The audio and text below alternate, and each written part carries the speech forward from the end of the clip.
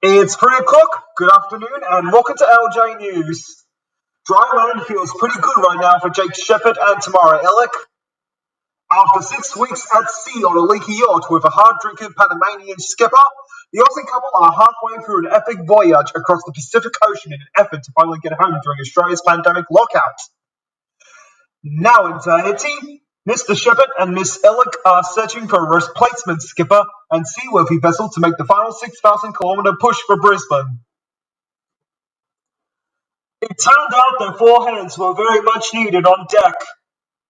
After about 2 days at sea, everything started to break, Ms Ilic said. The bilge pump system broke down, which meant long and arduous periods of emptying buckets of seawater from the hull every day at an emergency stop in the Galapagos Islands. Between Panama and Galapagos, we emptied 356 buckets of water, Mr. Shepherd said. We couldn't use the bilge pumps because all our electronics on the boat went out, the navigation systems went out.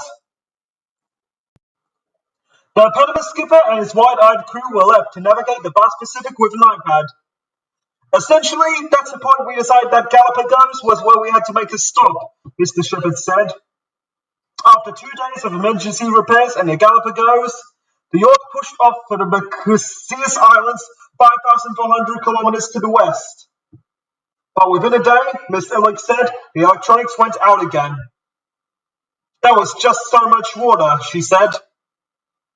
It was just passing buckets up the stairs and then Jake's tipping them over the edge. Every day there was just more. We were doing it 5 times a day, if not more. About 15 days into the journey, things got worse, as diesel also began to leak into the hull. It's a pretty bad thing when you're looking at the Pacific Ocean, in the middle of nowhere, Mr. Shepherd said. Worried would definitely be the word I'd use for it, but Tamara for some reason wasn't. A local Marquesian took the Aussie couple under his wing and let them stay at his house while they worked out a new plan. Mr. Shepherd paid a trip to the dentist on Harbour Oa, where a troublesome tooth was removed by pilers. He had a pair of multi-grips, Mr. Shepherd said. I thought he was joking. Tooth pulled, the couple boarded a plane for a short flight to Tahiti, where they are now looking for a new yacht and skipper to sail them back to Brisbane. Unable to return home since Australia shut its borders, the couple have dug into their super.